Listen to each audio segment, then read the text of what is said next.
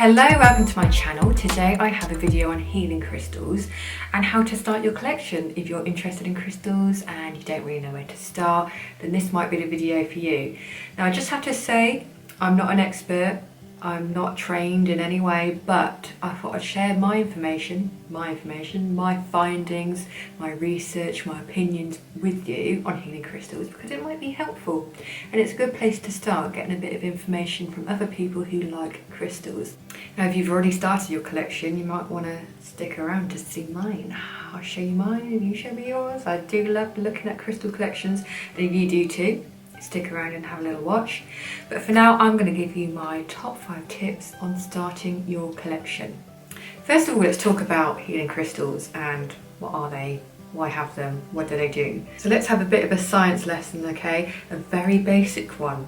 So we know that the earth and everything on the earth is vibrating and gives off energy and gives off a certain frequency. Now, the idea behind healing crystals is that it gives off a frequency that has healing properties, and every stone has different healing properties. So some people think that's a load of old, like whatever. Other people just live by it and love it. Myself, I do believe in it. I do feel like crystals do help me. Don't get me wrong, some days I'm like, I'm gonna throw that crystal out the window because that's just the kind of mood I'm in. But most of the time I'm on board with it and I feel like it helps me. You know, if it helps you a little bit, if it takes the edge off of certain things, if it just kind of gives you that little bit of a boost, gives you that little edge, I think it's worth doing. I know it's not for everyone, but you've clicked on this video, you're kind of interested, I know you are. So yeah, let's get into those tips. So the first tip would be to go to a crystal shop. You can buy crystals online, but I feel like when you're starting a collection, you've got to get out there, you've got to see the crystals, talk to the people who sell the crystals, they have so much information. You've got to see what there is available, see all the different cuts and the different stones and the colours. You know, when you go into a store, you kind of get the energy from it, you're like, oh yeah, I'm liking this. It's kind of a feel-good factor to it as well. If you don't have a store near you, there's often crystal fairs that tour around. Also, psychic and spiritual fairs. Yes, if you're not into that kind of thing, do not be scared. Do not think, oh my god, oh no, I'm not going to go there, it's a bit scary. It's not scary at all. In fact, I'm a bit disappointed sometimes because I want to be like, whoa, and I don't get that. I don't get any tables lifting up and all this spooky stuff. No, it's just people sat around a table selling things really and giving tarot readings. So that's as scary as it gets. But if you're not into that side of things, there is always a seller selling crystals, a stand, a stall. In fact, most of it is crystals, so you'll always find some crystals at a psychic fair, and I do recommend going to them. But yeah, there's always going to be something. Google it, see what's in your local area, go and have a look, actually physically hold crystals, feel them, look at them, don't lick them, but just like, you know, I love it, just get the kind of feel of what's out there. Then you can start looking online and you kind of have a bit more of a feeling of what's right for you going forward. Number 2, start basic. Now, don't go and buy a massive thing, massive like amethyst like this, you know, those massive like, yeah, whoa, crystal. Don't do it. Don't do it, it's a bad idea. Start small, start basic. So start with something like a tumble stone. This is a tumble stone here, and you can get these anywhere well, not anywhere, you can't get them in Tesco unfortunately, but every crystal shop you'll get these, and even in gift shops and things now, you're starting to see these pop up everywhere. I've also started to see them in spas and places like that, so keep an eye out. You'll see these in a lot of places once you start looking. And this is just like a small stone, it's a smooth cut stone, and they're very inexpensive, £1, £2, something like that. And it's a good way to start your collection because then you can kind of get a feel for the stones that you like, and you're not investing in something that's, you know, a massive crystal that might not be for you in the end. Now, I would start with a clear quartz crystal. This is one of mine here. If you're going to get just one, I'd go with clear quartz. It is kind of like the standard crystal. Standard, you're standard. Don't mean it like that, sorry. I mean like it's just the general go-to, a good all-round crystal. It's the clear stone, it comes in various cuts. It just depends on the sort of thing that you like. I would recommend going with like a small piece like this, which is smooth so that you can hold it and like really get to know your crystal. It's known as like the master crystal, so like the cure-all kind of crystal. It removes energy blocks, it kind of amplifies other crystals as well. So if you've got another crystal for another reason and you have a little bit of clear quartz with it, it kind of amplifies it. So it's a good starting place. Get yourself a piece of clear quartz crystal to begin with. Then you can move on to other things. So other kind of basic crystals, I hate saying that, but I mean like, I don't know, just the starting point kind of crystals are rose quartz, and that's this pink stone.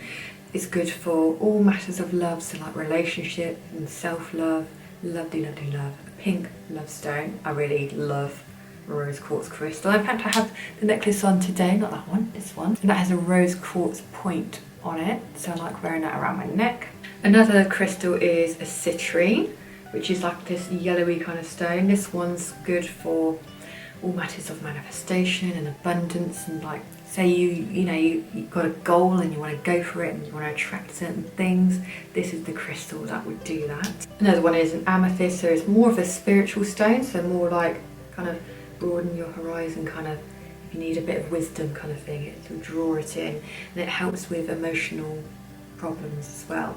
So generally I think a clear quartz to begin with, kind of basic, that's the one, that's the middle one, that's the important one. And then we have citrine for abundance, quartz for love, and amethyst.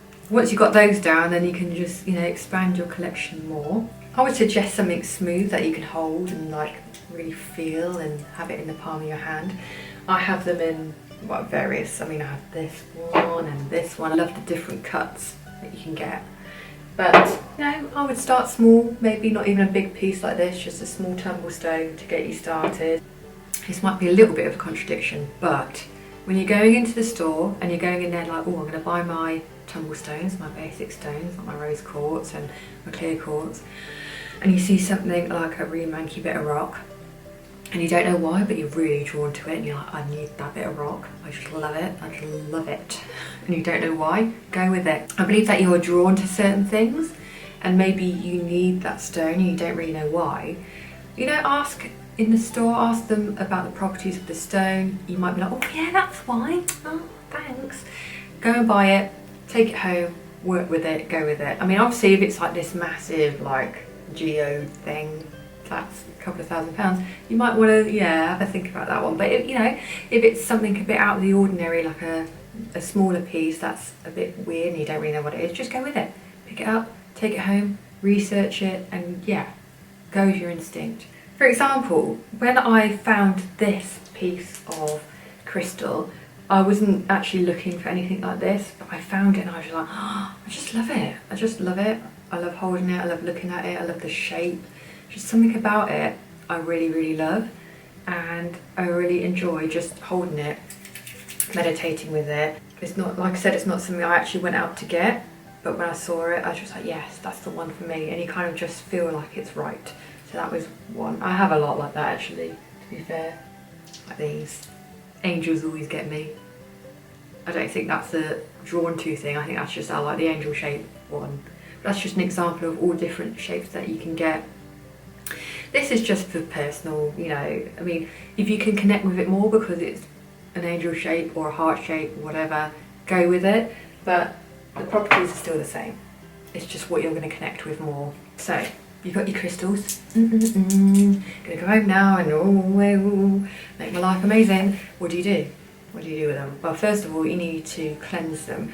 That means get rid of the negative energy. Not just Dettol them because someone's been like touching them, but when people, like I said, go to the shop and they're feeling them like, oh yeah, do I connect with this one? Nope, don't want that one.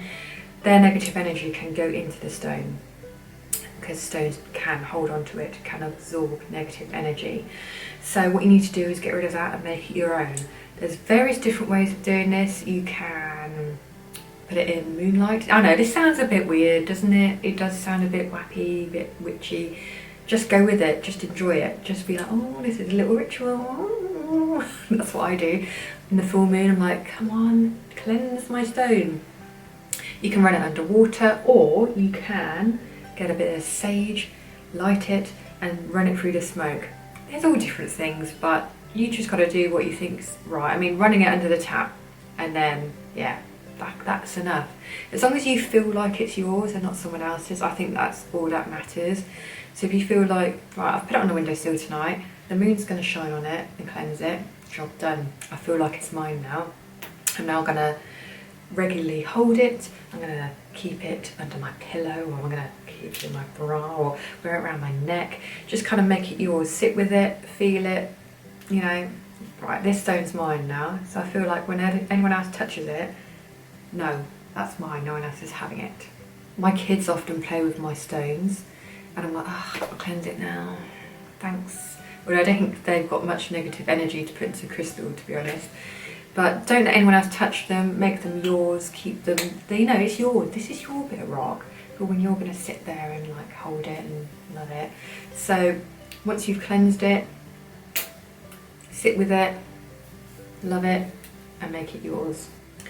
Depending on the crystal also depends on what you can do with it. So there's certain crystals that you might not want to have under your pillow, not because it's a massive rock like sticking in the air or anything, but because it might be too stimulating for bedtime. So, you know, do your research on that kind of thing. But generally, just keep it with you, regularly hold it. I like to just sit with this one, for example, have a palm stone, put it in my hand, kind of just feel it and be like, oh, getting the energy from it, that kind of thing. Then once you know your crystals and you feel them and you like them and you know your own, you can then go on to like crystal grids and things like that. Oh, exciting. But for now, just kind of like have them around the house, know where you like to have them, feel them, love them. Just, yeah, start to make them your own. Next tip, get yourself a book. This is the one that I have on the go at the moment. That's Sacred Crystals by Hazel Raven. This was actually recommended to me by someone who runs a crystal store. And I actually got this from the work, so this was a lot cheaper than they were selling it for, I have to say. How much was it? I can't remember, but it was a bargain in the work. So have a look at it, it still might be there, I don't know. But I find this a good basic book. So for example, it'll show you a picture of the crystal and go through the properties of the crystal. This crystal directory has the main ones that this person feels like you need to have. It's a good starting point, but there's so many crystal books. Even like in charity shops, I'm always finding them in there, so it's a good place to pick them up too. What I would do is, say for example, you go to the store, you pick up your clear quartz crystal, your tumble stone, you've took it home, you've made it yours, you've cleansed it, you carry it around with you, yeah, you're loving it. Then, you know, further research on it. So, say for like this week or this month, I'm all about the clear quartz, so I'm going to read as much about clear quartz as I can. I'm going to go online, I'm going to find as much information on clear quartz as possible. Then you really know your stone, you really know about it. But books like this is a good reference point, so maybe if you think, oh no, I've got this problem, or oh, I don't know, you can look in your directory and it will give you some ideas of what stones might be right for you. So as a recap, I would go into a store, have a look around, see what there is on offer, touch things, feel things, get an eye for different types of crystals, different cuts, different colours, you know, feel the energy, speak with people there, and then start with some basic small stones in things like clear quartz, rose quartz, all the kind of standard crystals. Take them home, make them yours by cleansing them, wear them, feel them, love them, and then go online, get a book and really research on that one particular crystal. I think that's a good place to start. Then you start to get a feel of things that you like, you get to get a feel of what you like to do with them, and then you can move on to other things like crystal grids. And a crystal grid, well, should I do another video on that? Yeah, I love a crystal grid, so that could be something that's coming up in the future. But I hope that kind of helps with a bit of basic info. Like I said, I'm not an expert on this, this is just what I've done and this is what I feel like helps me. And if you want some more information, please do let me know. If you feel like you've got something to add, please do. Please put stuff in the comments, or other videos that you've seen that would help, or articles, or any information. Let's put it down in the comments so that when someone clicks on the video, they're like, oh, further information, thank you. Like I said, it's not for everyone, but I do feel like in times of need, having something like a crystal does help. It kind of focuses your mind. If you're having a bit of a problem or there's something on your mind, or I don't know, whatever the issue is, if you sit quietly with your crystal, hold it, kind of clear your mind, meditate, or even focus on the issue, I just kind of feel like it helps. Whether it actually does anything or not is another issue, but if it helps you, it helps me, then I say do it. Let me know what you thought. Did you like it? I don't know. Did you thumbs up it if you did? Comments down below, and I see you in the next video. Bye!